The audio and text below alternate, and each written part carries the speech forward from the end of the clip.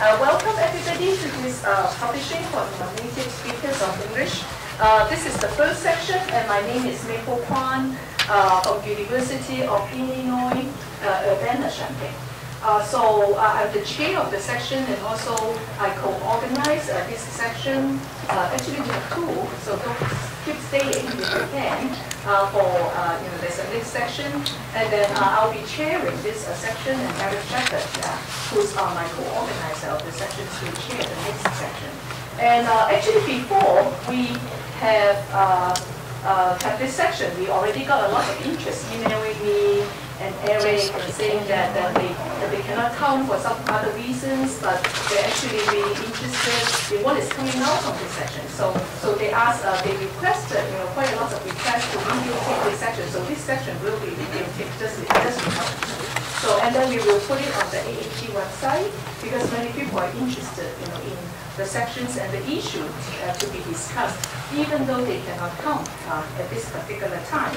So without further delay, we have actually got a really great panel across, and actually the second section is also a panel, and we are trying to bring together editors, authors, and reviewers to bring in, of course, you to bring in a whole bunch of perspective on publishing for non-native speakers. So without, in the list, Richard Wright sent his apology that he cannot be here, but we'll start with Helga, Leitner, University of California, Los Angeles, and I'll let her introduce herself. Okay. Good afternoon, everybody. I was thinking, what kinds of topics should I sort of talk about? As you know, as you can hear, I'm also not a native English speaker, but actually I grew up in the German-speaking realm, and I started publishing in the German-speaking realm, which constitutes a very different, actually, both academic culture and also publication culture. So for me, actually, then starting publishing in English journals was actually a totally new experience. I had to learn really from scratch how to do that. And what I want to share with you are now some of the things which I learned, which I feel actually are crucial things to pay attention to if you want to be successful in actually getting your journal published in English-speaking international journals. And I want to talk about two things. One is how to go about prepare actually a manuscript for publication, and the second one is how to select journals. Because actually from the German-speaking realm, this was a non-issue, to be honest, how to select a journal. But it is actually a very, very important aspect, I would argue, in the English-speaking realm. Now, in terms of content, I think the most important thing is to always think about it that your topic must be of interest to a broad community of scholars. And secondly, it really must be placed within the debates occurring in the Anglo-American literature. But of course, this is actually often very hard if you are not actually versed within that, But this is really important. I think in order to be successful, you have to really try to place your work within the debates occurring in the Anglo-American literature. Also, you must show that you are up to date on this literature. Yeah? I think also one thing which I found is very different to what I was used actually, and also what is sort of more the norm in the German-speaking realm is that, at least at that point in time, the article, in most cases, the article cannot simply describe a particular issue and problem. It's not simply description of an issue or problem is not sufficient. And instead, you actually really need to show the nature of the original contribution, that you claim to make to the literature. Indeed, you really need to make that clear. What is my original contribution to the literature I'm actually speaking to and inserting my voice? And I think another, and I tell this always my graduate students, I think another thing is, which is really important to note, this is actually perhaps not just true for the sort of English-speaking realm, is that don't try to cram too many arguments into one paper. In terms, a very important point is also always in preparing the manuscript is to really think about the structure of your arguments. It really, of the article, it must be clearly organized, such that the sections follow one another and they add to an overall argument. Yeah? And I think also this is something which you'll see actually if you read articles in English-speaking journals. Usually what you do actually at the end of the introduction, you do provide the reader with a roadmap. And in terms of writing the article, this was actually, I remember at the beginning of the challenge, the English needs to be very good because in a way, at least it needs to be good enough so that you can communicate what you're trying, people can understand what you're trying to say, you know? And I think I remember at the very beginning, I did ask my colleagues. I had an expert in English, a native English speaker actually read my manuscripts. And I think also what is really helpful, if you have the opportunity, try and see whether you could actually collaborate with in your first publication with a native English speaker. It makes a lot of difference. And it's even better if this person has a lot of experience in writing articles. Now, in terms of selecting a journal, this is something which was totally new to me. But I think from my perspective, it is actually really important that you do research on possible journals for your manuscript. And here are some of the questions you need to try and answer. Does your article fit within the stated mission of this journal? Yeah. Another really important thing. Look at the journal. What has been published in recent years in your area of research? Has there been anything published in recent years in your area of research in this journal? Very important. And also, how does your paper fit within and extend actually the published work in that journal already? Theoretically, maybe it extends it theoretically, methodologically, or empirically. And this is something which is, I don't know whether others agree with me on that, but I feel that I always look, does the journal have an editor with expertise in the area of my own research? Because for me, this is then, it's much more likely that this editor will be able to pick knowledgeable reviews and also will appreciate what I'm trying to do. So for me, this has always been an important issue also to try to look at this. Another important one is, how tough is it to publish in this journal? So what you might want to look at is, what is the acceptance rate of that journal? And again, my suggestion for junior scholars starting publishing, don't go for the highest. Don't go set your bar too high, because it might really, it might discourage you too much. So try to find sort of a middle ground, you know. But look at what the acceptance rate is, and they can tell us what the acceptance rate of their journals is. I think another thing to look into it's important, particularly, I'm almost done, for junior scholars, is that how long does it take from submission to publication? So you might ask, where do I find out about that? Well, you simply write to the editors and ask them how long the turnover time is right now, you know. I think also it's sometimes really, this is sort of again, speaking from my own experience, I like to also talk to other people to find out what their experience was trying to publish in this particular journal. Yeah.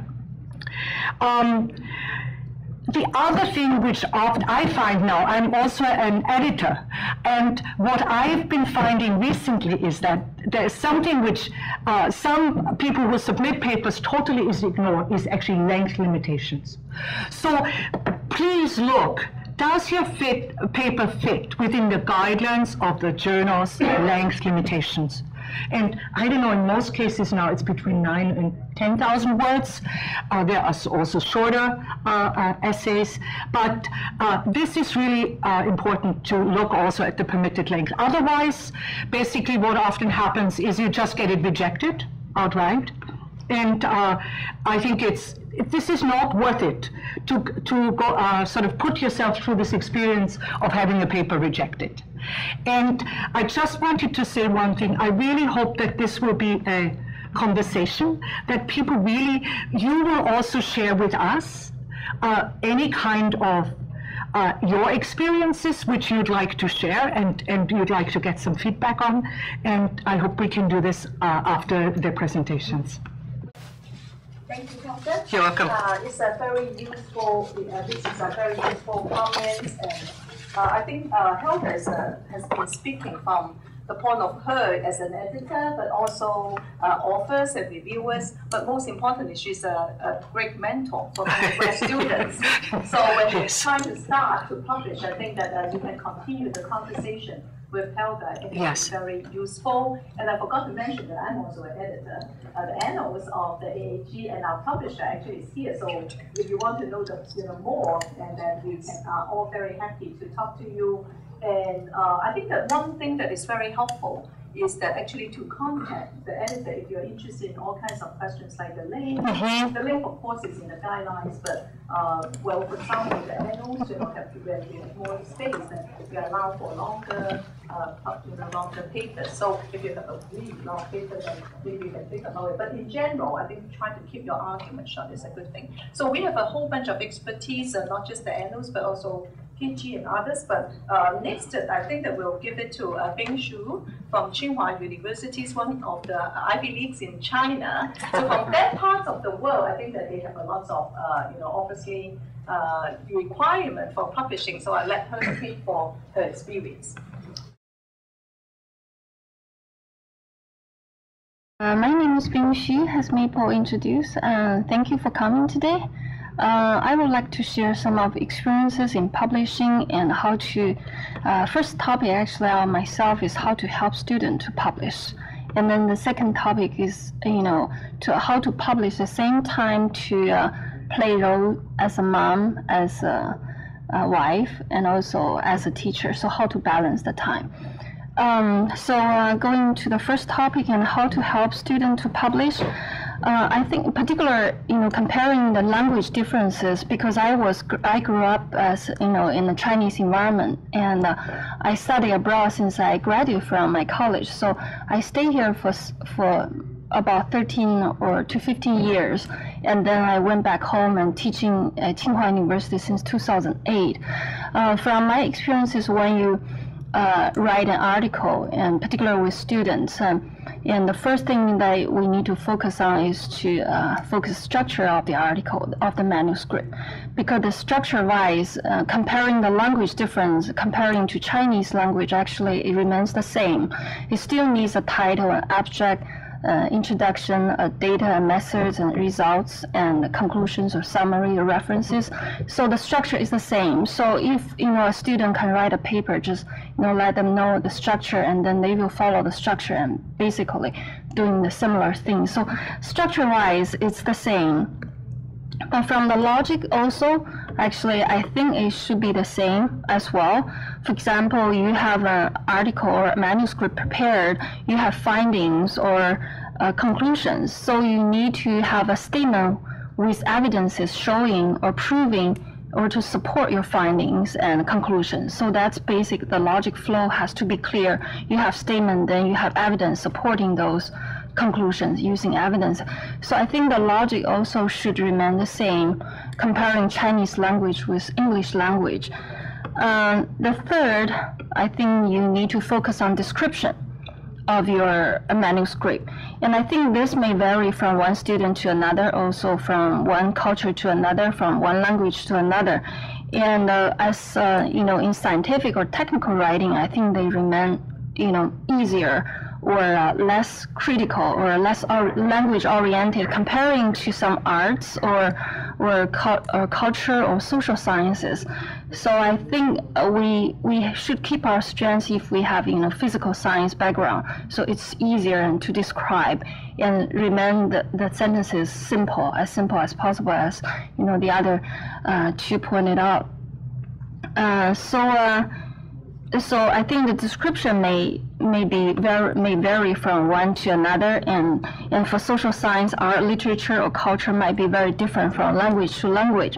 So you really need some cultural or language background and to write really good article. So that's the third, and the fourth is from perspective-wise, is that it will be very different as well. So different people may view one things or from different perspectives, and this perspective varies a lot and also means a lot of difference as well. So for example, recently when I studied the transmission of avian influenza among the migratory birds, and we focus on how the virus is evolved from time to time, from place to place. And but the conclusion we get is, you know, how the virus was transmitted among different birds and also different bird species, and also you know, along migratory paths, and also, you know, those conclusions. But those conclusions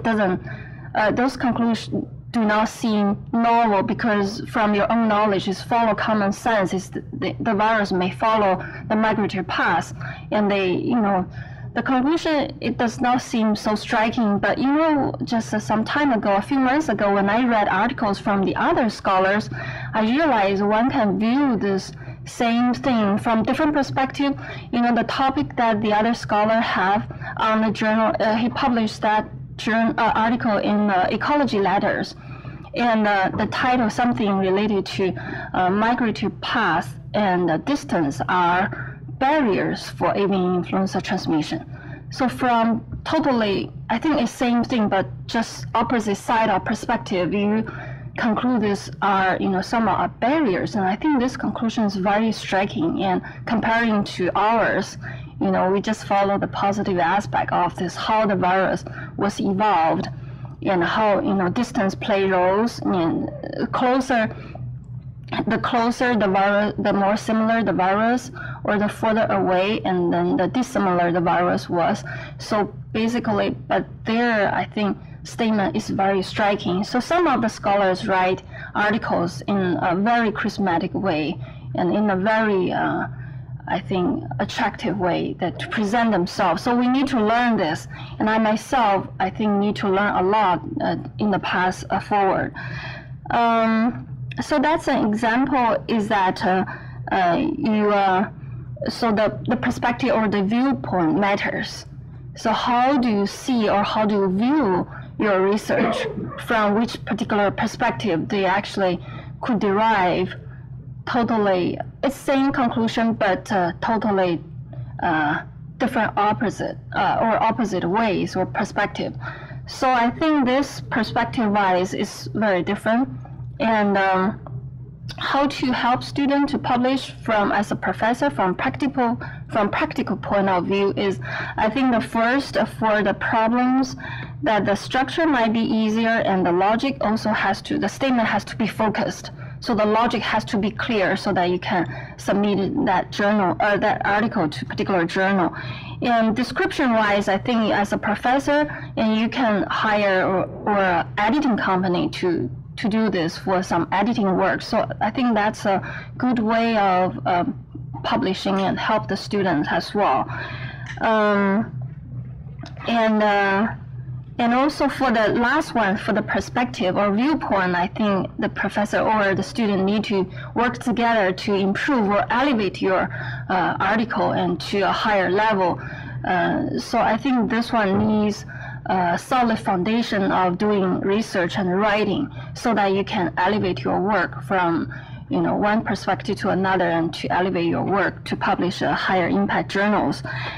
And also for submission wise, and I have a lot of discouragement, and just professor just said, and you need to shoot down probably middle ground journal rather than very high impact journals. But you know, in China you have such a requirement, so we have to shoot for highest. But you know, it's just so hard, and we got so much discouragement from submitting those articles. So the thing that I would express is that never give up and always make a try, because you have no choice.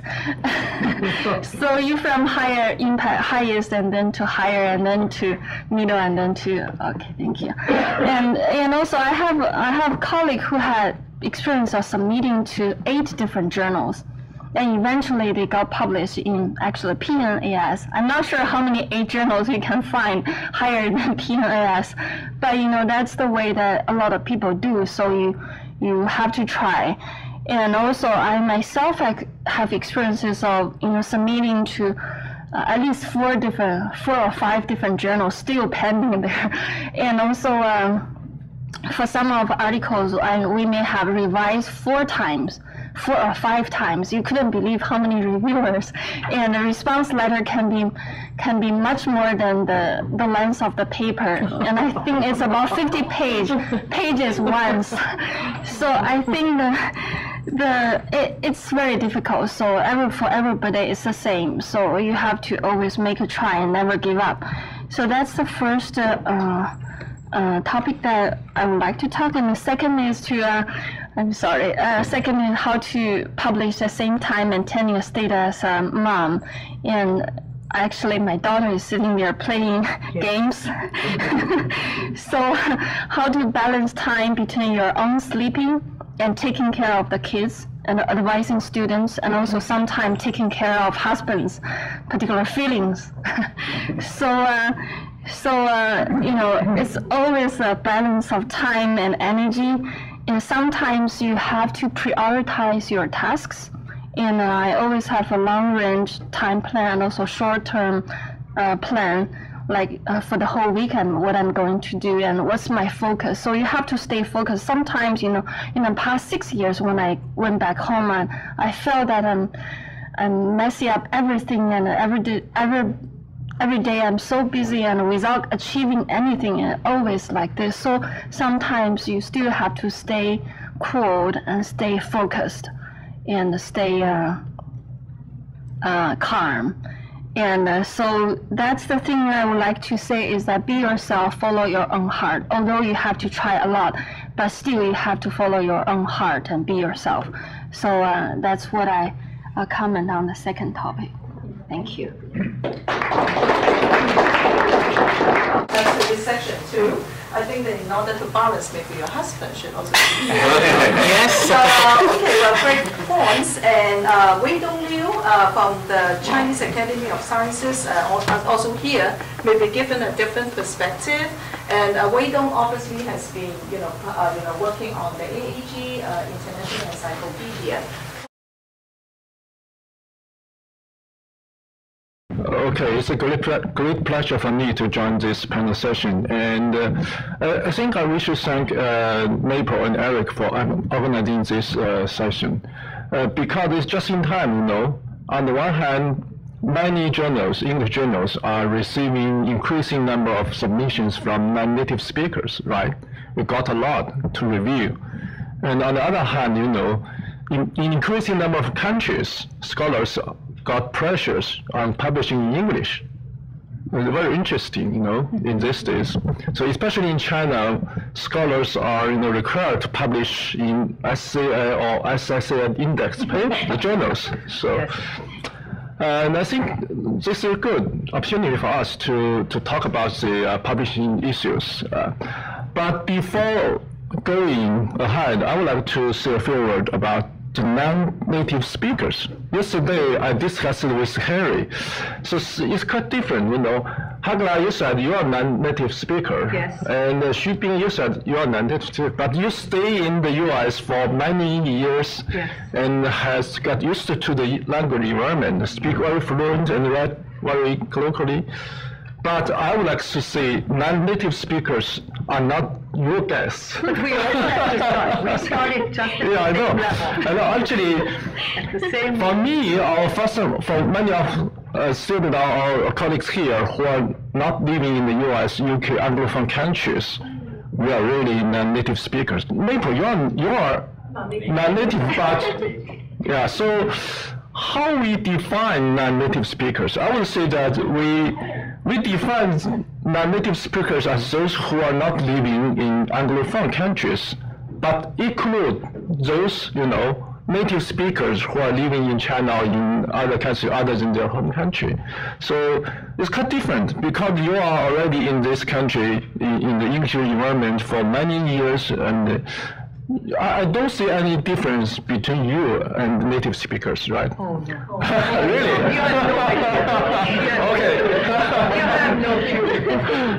Okay, at least from us, right? And over the past 15 years, I have tried hard to publish in English journals, and also I sit in several journals, editorial or advisory board, and also review many papers each year for English journals. So what I want to go into details that Helga and being already talked about. I will say some macro things, First of all, we must know why we want to publish in English. Why? So must we do that? So why do you think? Yeah, so, okay. So first of all, I think we publish in English because we want to seek some, place to dialogue, to engage dialogue with others. So you must keep in mind that we want to engage in dialogues with others, not just publish something. You must make dialogue happen. So this is very important. And the second one is just because we need some language to exchange ideas, right? So English is just a type of English because English is so popularly used among many countries. So we have to use a common language, that's English. But don't think English is just language, or language is just language. English or language itself is not just the expression of ideas, but actually language is a sort of thinking, a way of thinking. For example, within the Western countries, might be not that much different, but between Western countries, Eastern countries, the way of thinking is quite much different. So language is not an expression of ideas, but also a way of thinking. So we must change our thinking. That's a key point, I think. Very important. Otherwise, I also, reviewed some of the papers. So English is okay, but you will say it's not in the way of the thinking. The native speakers are, doing their own thinking. So it's quite different. This requires a lot of reading.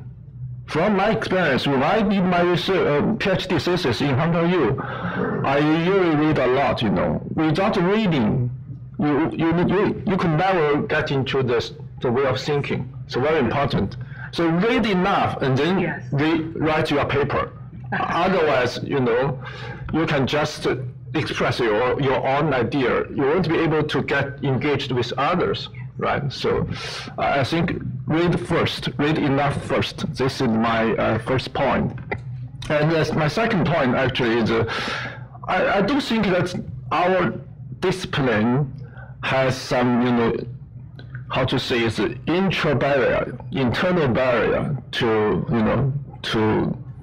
write very good quality papers, because there is a gap between the knowledge production in different countries in our discipline. So we all think that regional difference, regional uniqueness is the foundation of our discipline, right?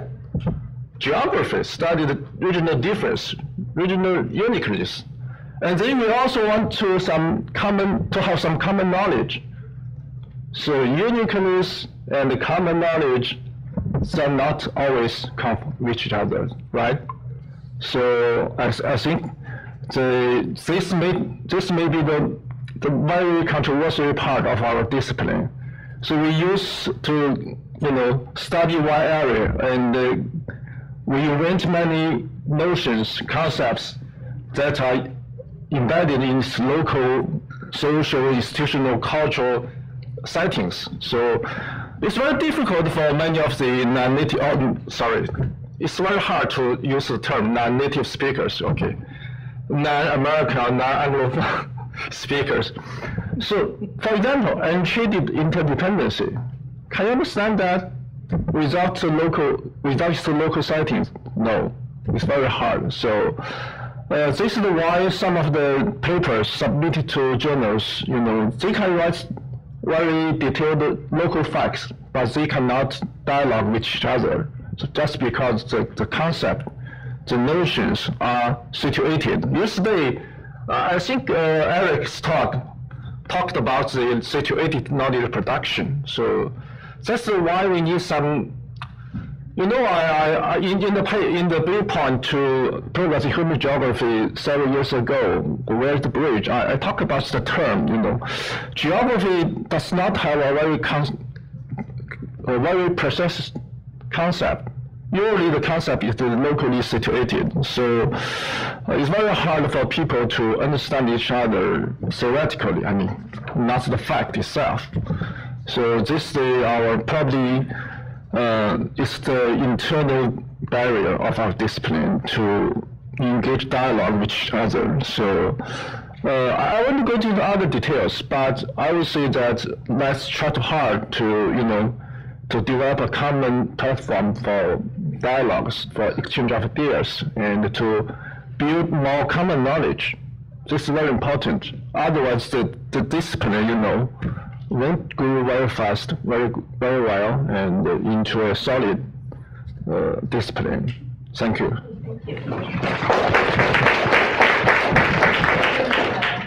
Very good points, and I think that it's also subject to debate. I think when I talk to the French, they actually think that French should be the common language. Okay, so the next speaker is Padraig Carmody, and then he's an editor of GeoForum, and then also from another part of the world. Okay, good afternoon, everyone. What I want to do is I want to pick up on a few points that my colleagues have raised, and then I'll give a few practical pointers from my experience of editing GeoForum for the last 3 years. So I think, for me, the most important point is probably not to be afraid to submit to a journal. I remember as a graduate student myself feeling overwhelmed, intimidated by these very well-known professors, and they were publishing in top journals, and how was I ever going to aspire to that kind of achievement? But you learn as you publish that there's a formula to successful publication, but part of that is not being afraid to submit the journal article and get feedback on it. Second point, following up from my colleagues, that I'd make is that I think everybody has their own publication style, and I've talked to colleagues about this. If I submit a journal article and it gets rejected, I tend to go lower, and then I hope to get accepted. I've talked to other colleagues and they said, no, that's not their strategy. They go higher. If they get rejected, they go higher. And their theory, sometimes it works very well for this colleague, but their theory is that they've gotten some feedback from the rejection that they can use to improve the article, and actually that they may have a higher success rate than with a higher ranked journal. Yes. So I think people find their own publication style, and again, that's part of the process and the learning experience and going through that. The third point I'd make is that sometimes when you get feedback from referees, it can appear impersonal and harsh, and it can be quite off-putting because it is anonymous, and again, because you know that this is someone who is an expert in the field and they're critiquing your work. But my strategy, or something that I've learned through time, is to adopt a kind of duck's back. It's like water off a duck's back at this point. I don't take any negative feedback personally. I just say, what do I need to do? What do I need to respond to in order to further this article in the process? So again, it's not a personal thing when people give you feedback. They're devoting their time voluntarily to you, and we should be very thankful, and we are, I know, as journal editors, to the referees for doing that. And they are generally very fair and very helpful, and they're interested in seeing you getting your work published as a general ethos. Okay, in terms of specific points, and I'll speak to getting published in Geoforum in particular.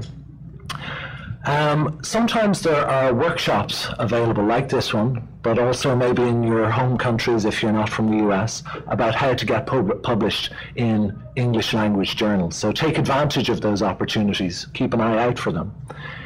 If it's not possible for you, as Helga was saying, to partner with a native English speaker, and that may be difficult depending on the context, try and get feedback from a native English speaker. If you have a contact in the US or Ireland or the UK, try and send a draft to them and get feedback on the structure, the argument, and even the language.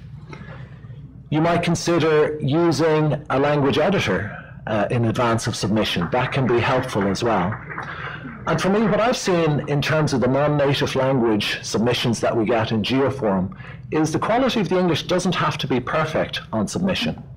What it does have to be is it has to be good enough not to obscure your argument. That's a key point. And secondly, it has to be good enough not to annoy the referees.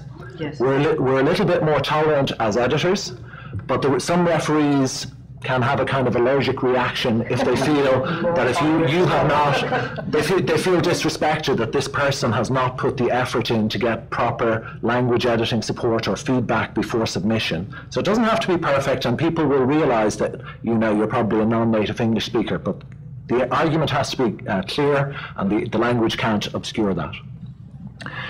Again, just coming back, picking up on a point that Helga made there, do the basics. Do a spell check, do a grammar check. Again, that's just basic respect for the referees. Sometimes people don't realize that they're inadvertently plagiarizing things. If you have access to Turnitin or some of these other anti-plagiarism programs, just run it through and check that you're not inadvertently doing that. Even put it into Google. That will pull up a lot as well. When you're writing, try and not to have run-on sentences. Sometimes you get, and this is something I see, sometimes sentences can be a paragraph, or what should be a paragraph long. Try and keep the focus on the subject of the sentence. Okay, so what are you trying to say specifically in this sentence? What's the point that you're trying to make, and what is the subject of the sentence?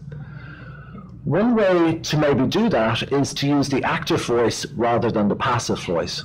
Okay, so so-and-so did this, Padraig did this, or I did this in my fieldwork. That may be helpful in terms of keeping the focus on the subject. Again, picking up on what my colleagues were saying about the importance of connecting to currents and debates in Anglophone geography, but also bringing out your distinctive contribution. And that regional flavor and context can offer you a competitive advantage. People like me, for example, whose fieldwork is in Africa, I only get to go maybe for a couple of weeks. The fact that maybe if you're working in a local context that you're very familiar with, that can be a source of competitive advantage to you, and I would argue that you should play to that. Okay, after submission, in terms of going through the process, I had a paper from a non-native English language speaker recently, and it went through 8 rounds of revision. And it was a very, very time-consuming and, I would say, frustrating process for the author in particular, but also for me and for the referees to some extent. But we felt, the referees felt, and I felt, that it was a sufficiently important paper and argument to put in the effort to do that. But you have to be willing as well to give that reciprocal effort back. So to respond fully to the referee's comments. Now, you don't have to do everything that they say. If there's a particular point you disagree on vehemently, you can state that, and most people will respect that, and the editor will respect that. But you have to back it up with solid reasons why you're rebutting what the referee is saying. But in general, respond fully to the referee's comments. We will provide also language assistance editing. So if we get the paper to the point where the referees are happy with the argument and the editor is happy with the argument, we can then send it out for language editing. And so we can refine the language so that it gets to that publication standard. So that's a service that we offer as well. And just again to conclude, not to be afraid and not to undersell yourself or to overshoot, but you learn your own style and publishing strategy as you go through the process. So thank you. So now we know how to publish in Geoforum. So to turn back to our old AAG journals, Barney Warf, the editor, actually he got renewed for 4 more years, so probably professional geographers, and I also understand that Barney has extensive experience in the publishing of Latin America, right? So let Barney speak.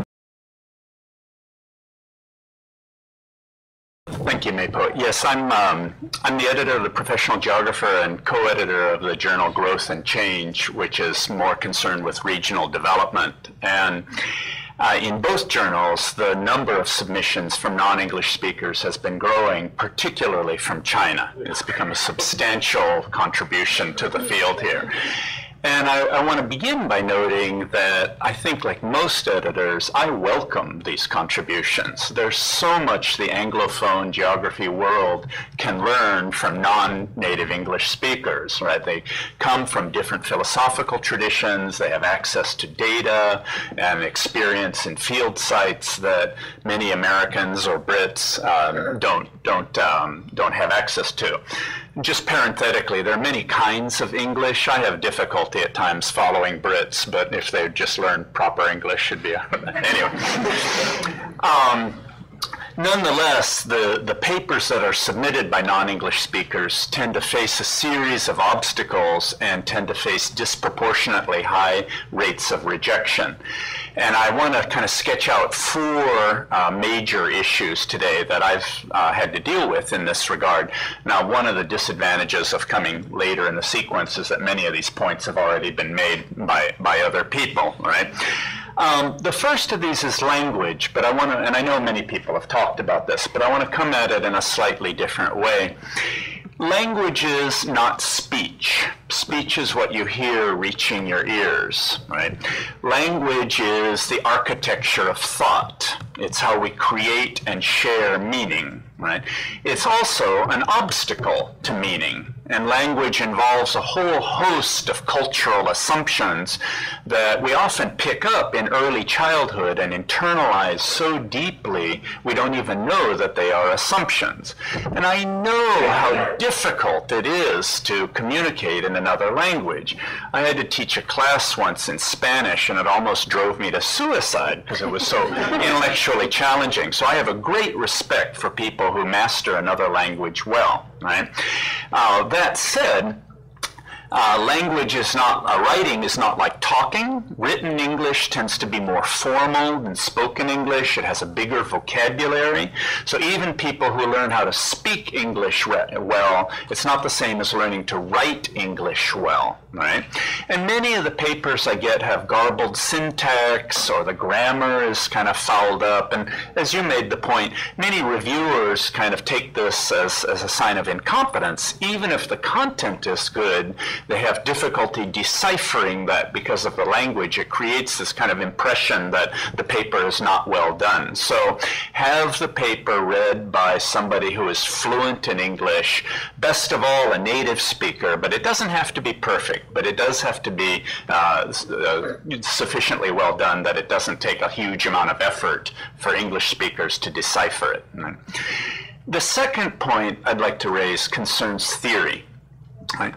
Theory is what differentiates description from analysis, right? And I think many scholars in the developing world come from a very different intellectual culture in which theory, particularly in human geography, is not treated as seriously as it is, say, in North America or in Europe. You can't publish in an English-speaking journal without a good, strong, rigorous theoretical background, right?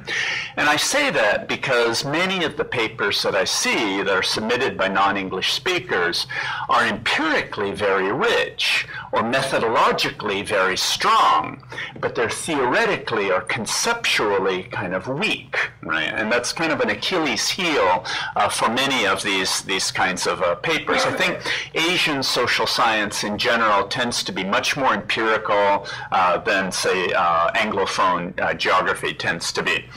And by this, I mean that many of these papers are too grounded in theory, in data.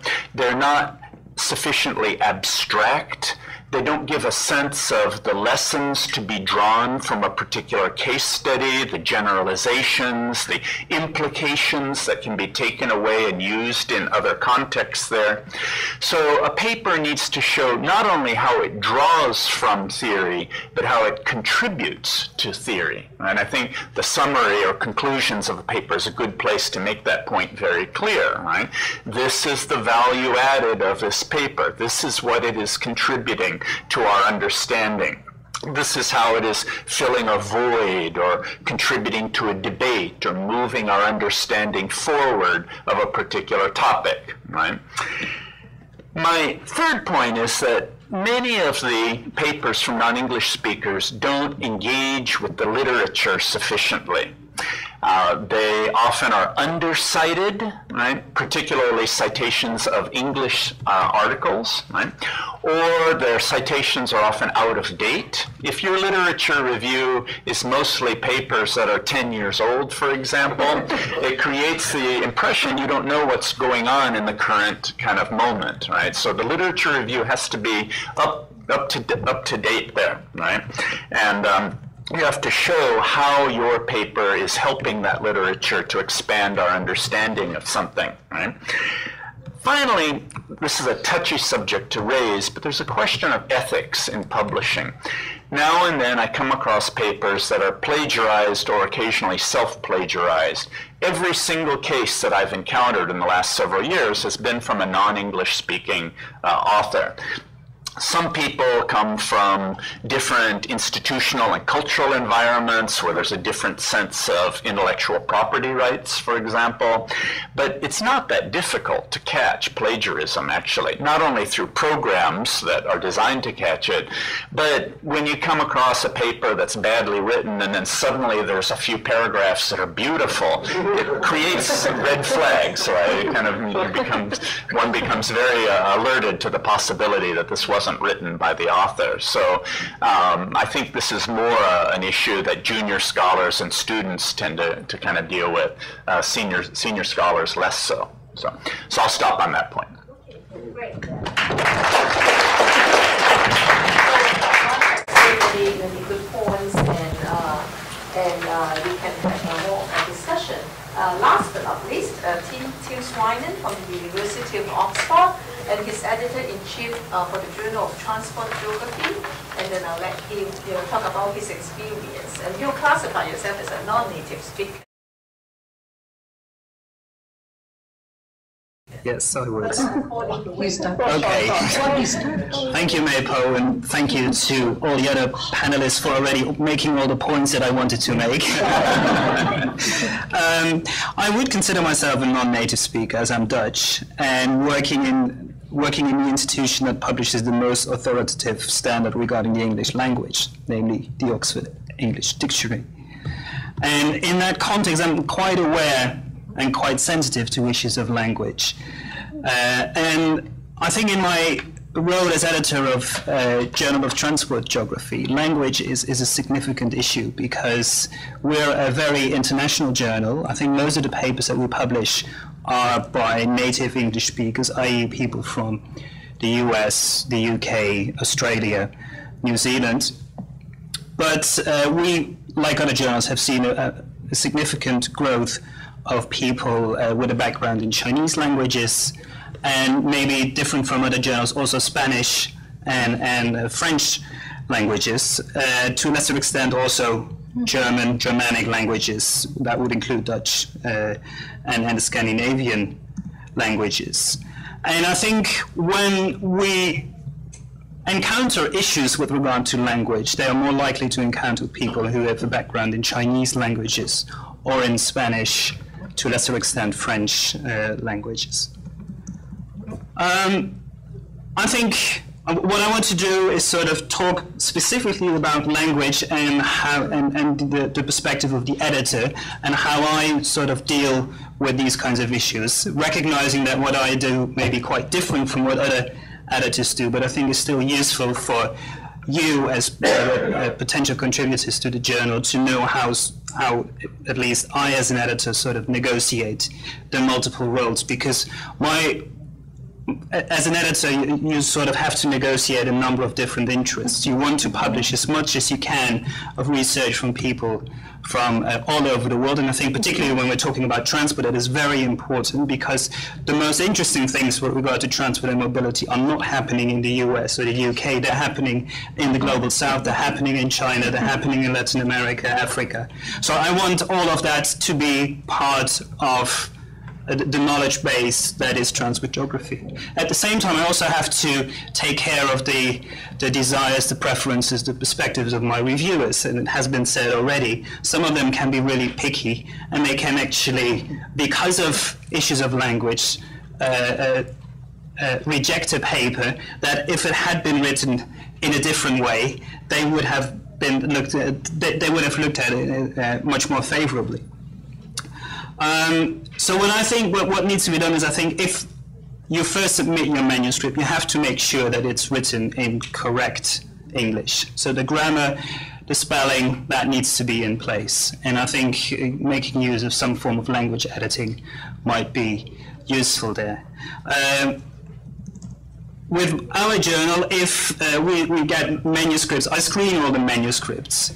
And the English doesn't have to be perfect, but I've had a couple of instances where I send out a manuscript for review, and reviewers came back to me saying, this is unacceptable. This language sort of, the issue of language means that sort of distracts my attention from the real issues. And I think that's a waste of time, waste of opportunity.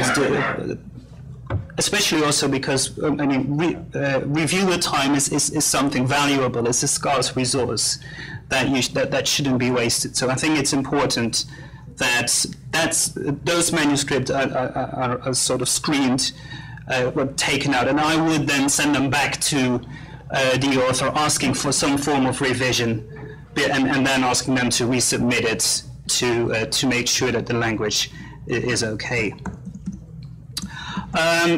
But I think it's also important to state that grammatical correctness is often not the real issue.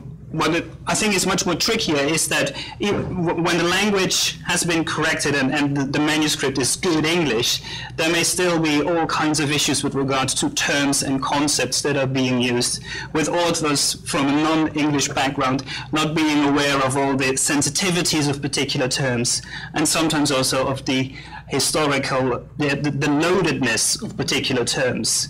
And that's why I think it's so important that you have to be really familiar with the Anglophone literature, particularly when you write about things like politics and power or the experience of mobility, sort of much more elusive topics that are very important, but where language and the use of the right words really matters.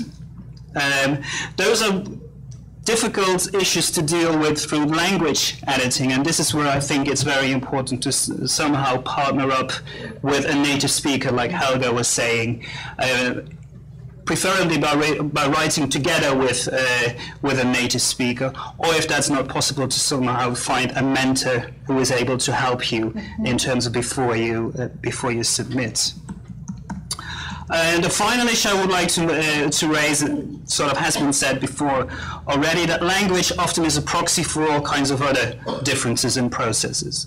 Because with differences in language also come differences in writing style and style of argumentation, differences in how papers are structured, and even differences in what counts as a valid research question. And I think it's important to be aware of these issues. It doesn't mean necessarily that you have to simply comply with the norms, the essentially Anglo-American norms that are that dominate a lot of the journals, but it's at least important to be aware of that and to sort of somehow take a position with regard to those, how you want to engage with that.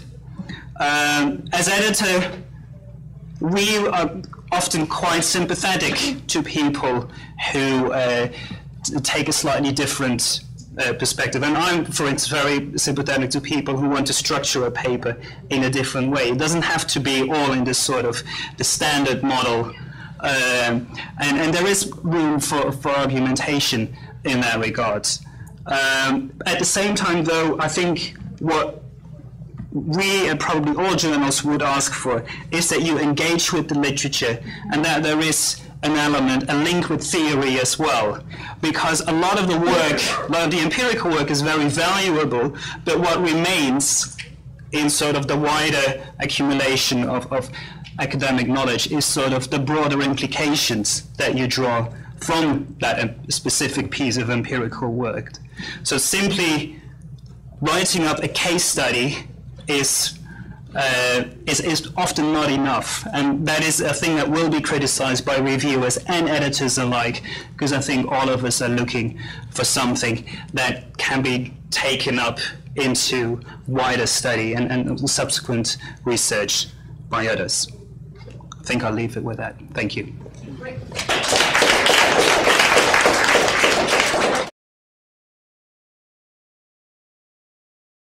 Panels and comments, and I just have an observation. The room of audience are full of people of non-native speakers, but I think that you'll be surprised how many of us actually make it to become an editor. So there's hope there. Yeah, that's true. Right. You're right. Okay, so I think right now I think it's really important to open it up for questions and discussion and comments also. Thank you very much for organizing this. It's really a good idea. It's really timely. I'm speaking as a non-native speaker, fitting both definitions. I'm the French one in the room. And I'm also speaking as co-editor of ACME, in charge of editing English paper languages and papers in French. Sorry. And thank you for all your great points. I can recognize the problems I face there. And I would just like to add, or maybe frame a little bit differently some of the points you made by saying that yes, reading and engaging with the existing literature is really crucial, but we should never forget how difficult it might be from a practical point of view. Because people don't have access to that, because their institutions have not, don't get the journals. I don't have legal access to Antipode, for instance. And if you want to submit to Antipode, you're supposed to read this statement, and it was not freely accessible. So that's a problem we as an editor need to be very aware of, the difficulty of really accessing the stuff. My second point would be about, I'm going to be short, sir, the fact that for non-native speakers, writing in English has a high cost in time and money, and that we have to really think about this as an investment, and is it an investment we are willing to make, or we have to make, or not, depending on the kind of public we want to address, whether it be the global academic community, or do we want to address our own country, and it can be a ad hoc decision for every single paper we write. Third point, theoretical frameworks, yes, but that's also a problem I see in the papers from French people I edit, that the theoretical frameworks are different. And I'm speaking here from a French perspective, like, what the heck with all the French theory we have in the social sciences, but it's not done in the same way. So the concepts that have been socialized into are different. So it's very difficult for them to make the shift from a French-centered theoretical framework to another Anglo one. And that's also a problem. And my last point is the point about the ways of writing that you, and when you have, and I guess this is also the case for China, culture that have a strong but different scientific writing culture is, again, a gap that is difficult to fill because the structure of the paper is different. The way you structure a paper, the way you handle references, the way you structure a paragraph, the way you have your argue your paper is different, which is also why we as editors should be open to different ways of writing, as you said. And I think one of the ways to do that is to open up the field of reviewers themselves, because they're still very, they haven't changed that much. It's beginning to shift, but so that was my point. Thank you. Anyone wants to respond to any of this? I think the first point you raised about access to journals and such is a very important one, and I'm quite aware of that, and that typically the poorer the country than which the author is located, the less access to the literature they often have, right? I'm also sensitive to the issue of reviewers, so if I get a paper about China, for example, I will always include at least one reviewer who is either in China or, say, a Chinese scholar in the US or Canada or somewhere like that. So I think it's good to have people with kind of contextual knowledge of that, and that's a point well taken, right? The issue of language that you raise is interesting, particularly because you're French, right?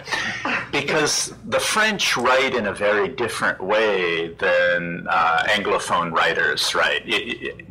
English-speaking Anglophone writing tends to be much more blunt and straightforward and to the point.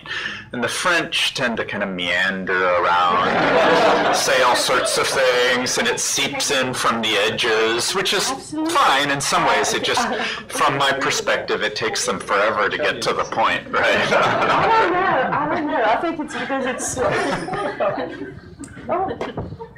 difficult to understand. So anyway, I'll stop. I better stop on that point. So anybody else? May I add a few words?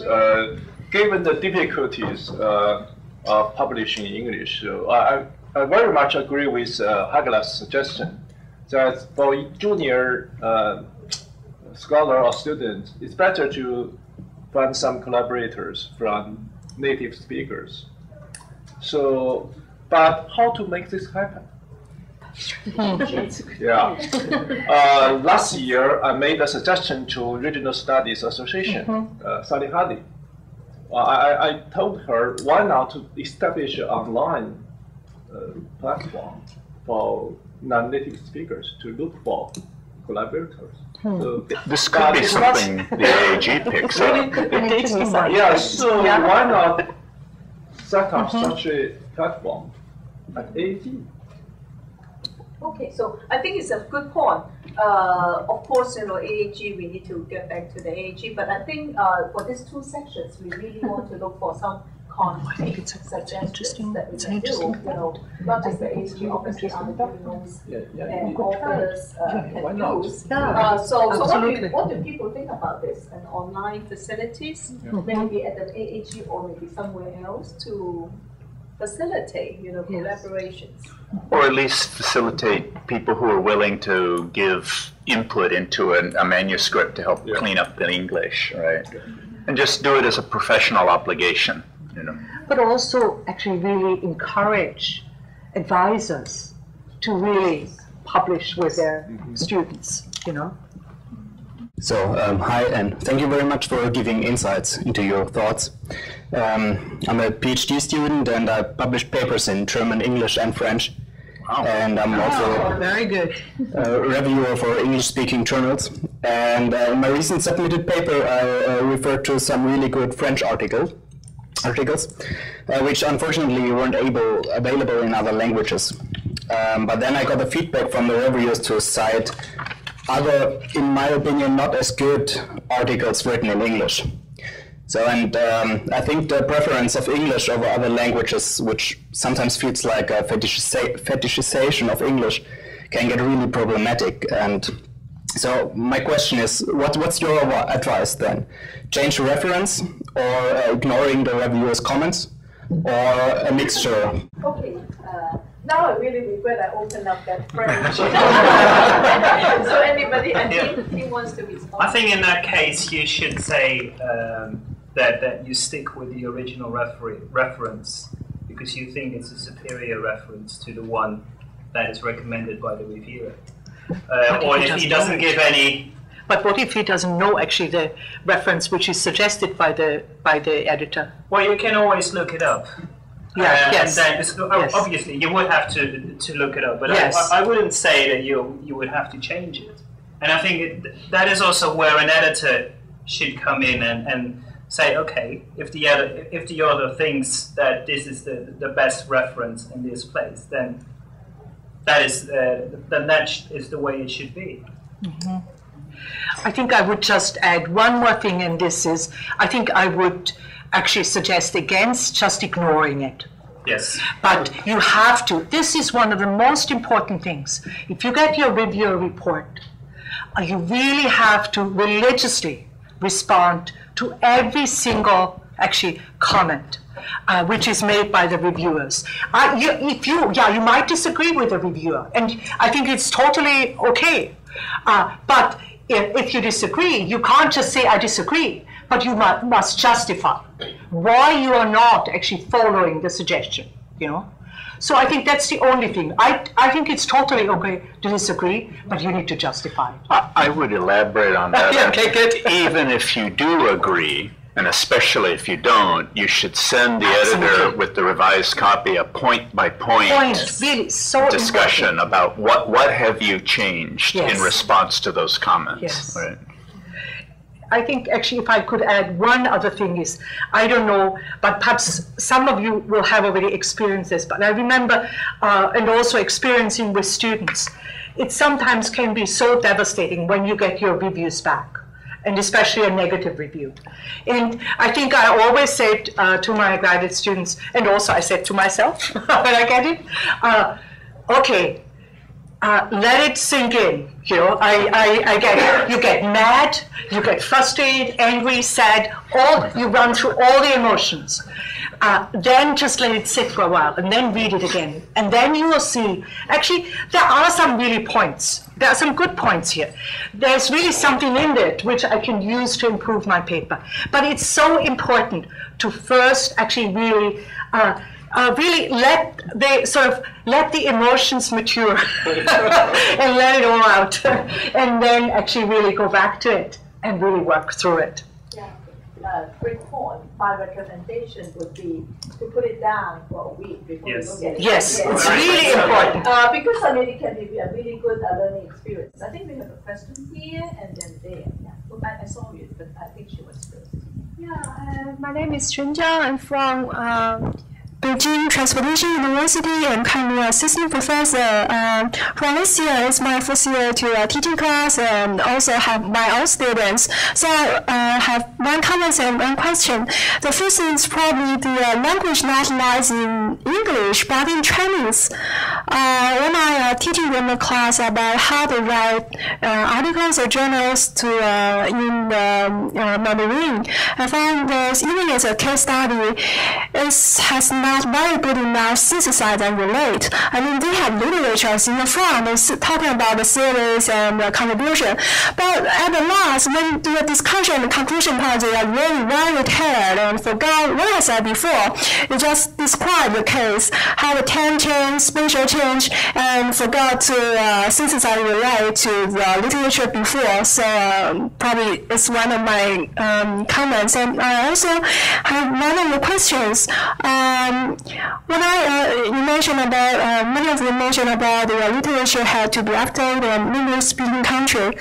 But what if the situation if my paper really about the local content and I can't ignore the Chinese literature? My supervisor used to tell me that it's not too good. If you add too many Chinese literature in your paper, it will make me, so I'm just confused because, for example, one of my papers is about the working women, so I can't ignore all the Chinese literatures. And also about a similar question that's what should I do when I suggest reviewers?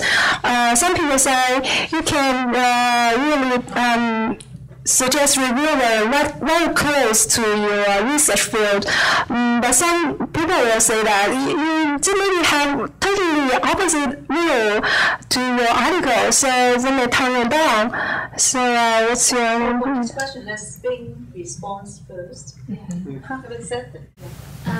Yeah, I think regarding the Chinese literature, I think you need to summarize what you have learned from the previous Chinese literature. You must have a summary about it, but you don't have to spend so much, space on it. If you have all your introduction regarding the previous Chinese literature, then they will think you just focus on one particular local point. You don't broaden your view to a much broader way. So I think you need to have a summary, a brief summary of what people have done in the past in China. How about so maybe just to make 2 points. The first one, that choosing which journal you submit to becomes very important in the context of what you're saying, and I think there is space for more empirically based articles in some of the journals. So for Geoforum's remit, we say that we publish articles that are empirically based and theoretically informed. Other journals are more empirically based, other journals are more pure theory. So getting a sense of where you should submit the paper is important. And I think there is space for a diversity of voices and methodological approaches in the journal. And even within journals, there is some latitude around what we'll publish if the topic is good or of interest or makes a contribution which is important, particularly empirically or theoretically. So that's one point. I'm trying to remember your other point about the referees. If you get a referee who is totally opposed, essentially, to what it is that you're doing, again, to come back to what Tim was saying, I think that's where the journal editor really comes in as serving a referee function. A journal editor will pick up where a referee is being unreasonable. And they should give you guidance as to what points you should pay particular attention to from particular referees, particularly as you get into the latter stages of the review process. So I think that's where you appeal to the editor of the journal. Okay. I want to say 2 points. First, I don't think editors will reject your paper just because you cite many Chinese papers. No, that will not happen. Second, you must keep in mind, you publish in English, you want to engage in dialogues with other scholars around the world. So you cannot just say something specific in China. So you must engage a wider dialogue. So that makes sense. You can cite Chinese papers, but you cannot cite only Chinese papers. Yes. I want to turn this issue around for a moment, which is to say that in some respects, non-native speakers have an advantage over English speakers, which is access to a literature that most English speakers don't have, right? And I think that there's a niche in the Anglophone world for papers that summarize the literature that is not written in English, but translates its major contributions into English. So I know Alan Scott cut his teeth on a paper on French contributions to regional development, right?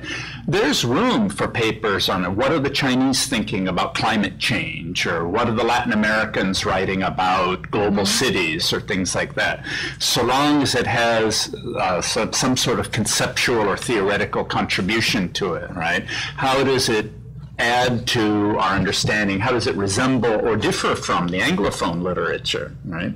So these kind of analytical syntheses of foreign literatures, I think, would be very welcome. Yeah, I echo this point. Actually, a lot of people are interested in what is happening in other parts of the world, so including China, so that would be an advantage. Well, of course, the other side of the story is that you have to know both, right? You also have to know something about what is the debate in the other parts of the world in order to be engaged in the dialogue and linked to the debate. So I think that it's just more work, I guess. Yeah. Okay, I think we have a question somewhere, and then she was first, and then we got a couple here. Okay, I want to echo as well that in fact, the audience and writers in China, at the mainland, the community is increasing year by year. So if we include both Chinese, these literatures that will be interested, at least we can attract some portion of these readers in this community, including Chinese. That is echo is another. I have a very quick question. That is, how many times of the tolerance that you will be, acceptable for the rejection and resubmit? Something like if I've tried sometimes. For example, one paper being rejected after third round revision, finally rejected by. Yeah. Okay. So my question would be, how much time if I want to resubmit after the first round of revision? Yeah. Thank you. So again, I'll just speak to the Geoforum kind of perspective on this. Personally, if a paper has gone through a third round of revision, I wouldn't reject it at that point. I think, at that point you're pretty much committed, I would think, to publishing the paper, bar you really explicitly not doing what the editor has asked you to do or the referees have asked you to do it. Mm-hmm. So that would be my perspective. For urban geography, we have gone in some cases up to fourth rounds of revisions, and I remember only once that actually a paper which went to several revisions actually was then rejected. Only one. So I think actually, however, it depends a lot also on the willingness of the reviewers to actually see because actually they ask you, when they ask you to review a paper, you are asked to, for example, state whether you would be willing to review it again, And so there's actually limits set here, namely because of the willingness of the reviewers, Not so much the journal editors, but the reviewers. As an editor, I would say that I would not let it become like this, because at some stage, you can decide whether the manuscript can be much further improved or just a tiny little bit. So at some point that decision has to be made, not until the fourth or the fifth round. And I actually think that this is actually too much. So a little promotion. But this is an issue that's not unique to non-native speakers. Yeah. I mean, everybody faces this, and sometimes what happens, like with the PG, I'll get a paper where both of the original reviewers, or all three, say no, they won't review the revised copy. And so then I find new reviewers who have different sets of objections. It's luck of the draw in some ways. Mm-hmm. Thank you. Thank you for this opportunity. My question is very short. As you mentioned, different journals have different time to get our feedbacks. So usually for students, how could we know how long will it take? Or is it possible for you to just give some average time how long we will give the decision of your manuscript? Thank you. Yes, but I guess my response is that an average only takes you so far, because I think what we see is that for some manuscripts the process goes really quickly, and I'll be able to get you 3 reviews in, say, 3 to 4 weeks. But other papers really takes us 6 months. And the difficulty is that you never know quite in advance what is going to happen. There's some leeway. I mean, currently, we're sort of really struggling with papers on cycling. Everyone is doing cycling. Mm-hmm. Everyone is doing research on cycling. No one's willing to review the papers. So we end up with interesting. We end up with with an issue there. So if we get a cycling paper, that will take us longer to review. Other topics, it just really, really differs. On average, I would say 3 months. But I'm always slightly hesitant, because when I get people send me an email asking what the turnover time will be, I always say, well, the average is 3 months, but we cannot guarantee this. It might be longer, just very, very difficult, and there's huge variability in this regard. Maybe that's different with other journals, but this is at least the issue that we're struggling with. And as an editor, you can only do so much, especially when you really keen on getting that specific expert to look at the paper, because I think the way I do it, I always want to have the best possible expert, if that is possible for for a given paper. And if that means that I have to wait 4 weeks longer, then I usually take that risk. So, for our journal, the journal metrics are up on the website, so it'll give you the metrics about time to first decision and time to final decision and so on. So a lot of the journals, I think, have those metrics up on their websites now. So you get a sense, but it is very variable, and it's not within the editor's control. You're really dependent on the referees and their time commitments and ability to review the paper. Yeah, so we have different ways. I think again, you can inquire what the turnaround time. We are usually 2 months, and what I do, personally, is that I'll remind the reviewers, and I'll personally send emails to them and asking them.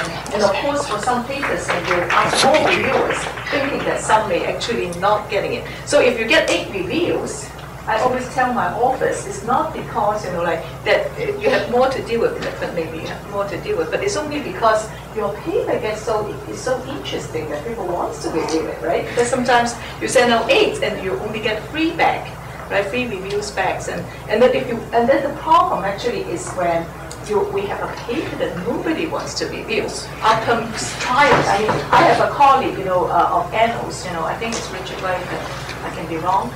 So he tried like 17 times, 17 reviews, and nobody. And then at that point, it's probably not a suitable journal. So I think so there's something that you can balancing. As a student, I think you may want to know first before you submit, because you cannot really afford try and error.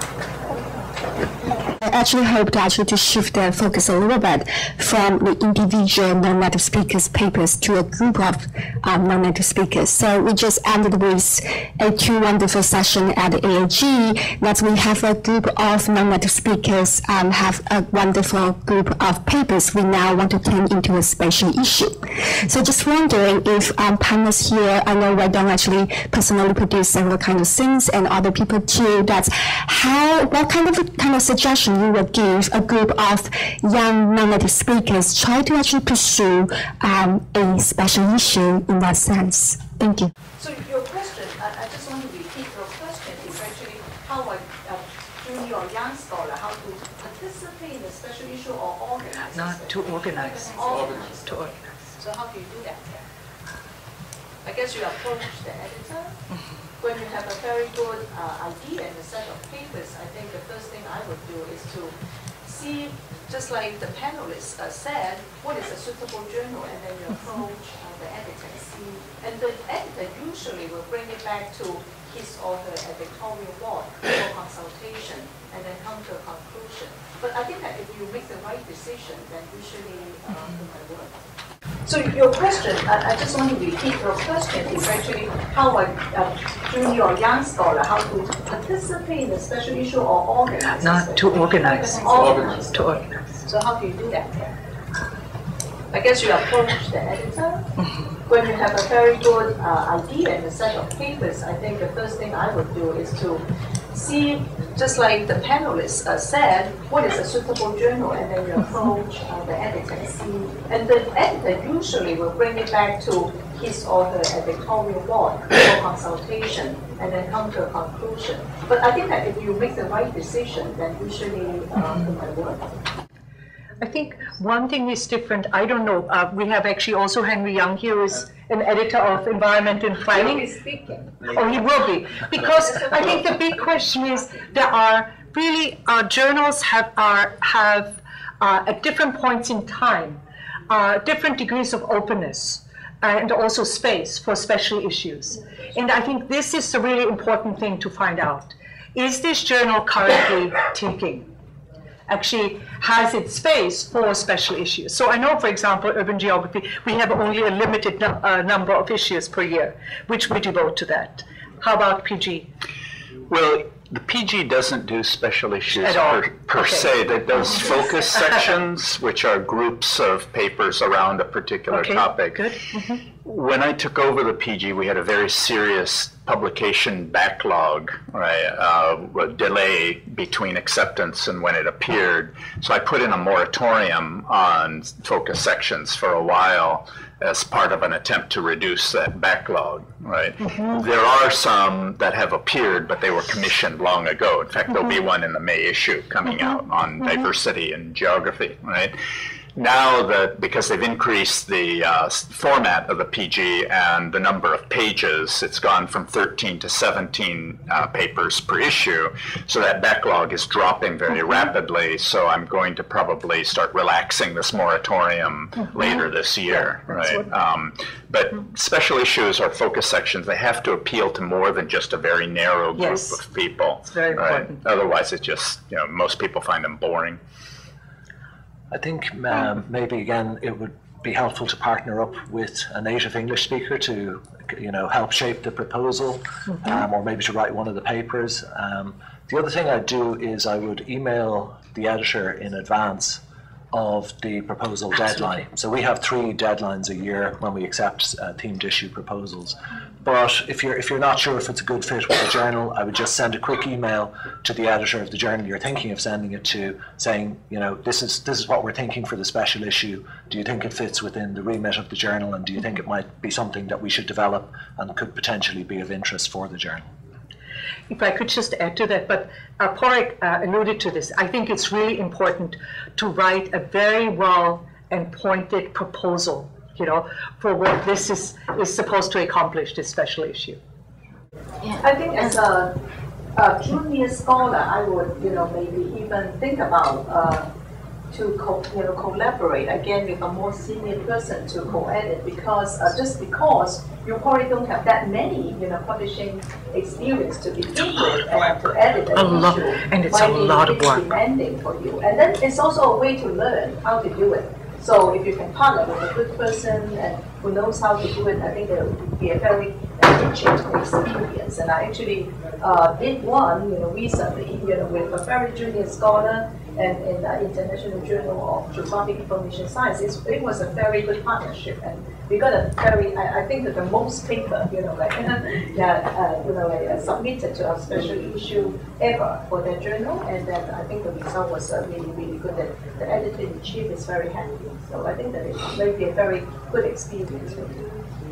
Mei-Po, I'm sorry, I add one more thing. Is that when if you target on shooting a successful special issue, you need to keep in mind that you need to have future high citation for those manuscripts published in that particular special issue. If you have future higher citation, then you are prone to be reorganize another special issue. So I think citation is very important for future credit of yourself and organizers. Yeah, but it's hard to know which paper would get high citation. Yeah, so some of the paper might be invited, I think. And if you solidate all the papers from outside, well, maybe it's difficult. And also quality blocks. Good. Hello, everyone. Many of you advised us to use the services of a language editor. And I think there are 2 problems with that. First of all, it's quite expensive. It's not for free. And secondly, it's also very hard to find a good one. I don't have a lot of experience with it, but I can imagine that to find someone for transport geography would be quite different from for GeoForum or for, let's say, environment and planning D. Yeah? So if you want to publish a range of articles, you need to find different kinds of language editors. And so many of you also said that as long as your article fits a certain standard that doesn't scare off the reviewers, it will pass through, and then maybe the language editing would be done by the journal. I think you were saying that. So I'm wondering, is this for free? Yeah, is this something that's on free? And secondly, is this something that's also done by the other journals, and how do they think about this? Because that could be part of the solution, I think. Well, is it maybe it's Taylor and Francis, but I know there are people who clean up the English for the professional geographer, because I don't have to worry about it. I just learned, for example, that Urban Geography also added a line editor, and the job of that person is exactly to work on the language. So do you want to respond, the publisher, for the yes. journals? Yeah, I mean, some of the journals we publish do have technical editors for that reason, to improve language. Someone mentioned earlier about a sort of online platform, sort of collaborative network, and the Regional Studies Association was mentioned in connection with that. They have actually taken steps to launch an open access journal with this sort of principle in mind. There's a strong early career mentoring element to that journal. And I have some information about it here if anyone is interested in finding out more about it and submitting. But it really varies from journal to journal as to the sort of editorial support that we offer. I wanted to come back to the issue of language. So I'm publishing with a native speaker. My supervisor is Scottish. And when he was back in Scotland, he never got language comments. Now that he's working at the University of Zurich in Switzerland, he does get a lot of language comments. So I would like to raise the point maybe to editors and reviewers that when the process of reading is not double-blind and they look at the research affiliation, it's much easier to then fall into the trap, I say, to see a lot of language issues when it's actually native writers. I just wanted to raise that point. I just want to make the comment that when we speak about native speakers, we're not speaking about a homogeneous group of people, because there's huge variation between British English, American English, South African English, Australian English, Scottish, which is not quite English. You see here,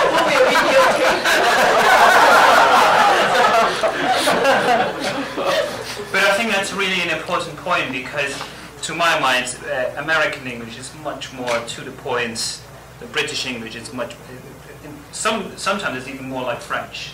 Not quite, but it can be quite. Yeah, it can be quite verbose with a lot of fluff. A lot of fluff. Yeah. So it's not a homogeneous thing that we're talking about. Every language is different, and there's huge variability. And I think that's really important to bear that in mind. And I think there's a requirement for some of the journals that you can use American English or British English, but you don't want to intermix them together. Yes. But I think the point I was making yeah, I know. Scotland, he was yeah. writing in the same style. Yeah, I know. Actually, we are facing similar situation. If you write it with affiliation of American Institute, but another one you submit it from China, then you actually sometimes get different results. Well, I think it's unethical for a journal not to do double-blind reviews. I think it's totally unacceptable. Double-blind review. Again, speaking for our journal, we're very, very keen to get submissions from non-native English speakers and to diversify our authorship and readership. And that's because we feel that diversity is a source of academic excellence, and hearing those different voices. So, I'd hope that minor language issues like that wouldn't, stymie a paper which was making a contribution. I think it's an excellent point, yeah. So I think that the AAG also journals also would like to see that happen. Any other points? I think that is, I think I want to make a point. It looks like actually it's a more general point about publishing, but it's also more importantly for just academic world. I think that it looks like that to know more people, know more literature, know your community, know your discipline, know something outside the discipline, know your region, but also not your region. Seems like important. So put in some more effort on networking, on the online, to get to know more about the world, and I think that might help with publishing. So anybody have a burning question, comment that you want to make? Looks like that we cover a lot. So, very important, we actually have another section to have another set of excellent panelists, including, Henry, right here, and he's right there. So come back for another set, and then we have a lot more from the authors and reviewers, and this is more editors. So, and It's great. I learned something about these journals. No, I didn't quite expect it, but it was great. I enjoyed it. Right here already. So I would say that this is very, very positive. So if you want to submit and you have a great comments were, you have something very valuable to publish, I think try to work with the editors. And I think that they're all, I mean, look at all, they're so, paying so much attention to all the issues. Maybe we don't cover everything yet, but I think we are very, very, very conscious and very, very hopeful to publish your work, even though that might be a little bit different, than we normally see. So I think that work with the editor, and then I think that I feel very encouraged that actually after these sections. Okay, thank you. Thank you.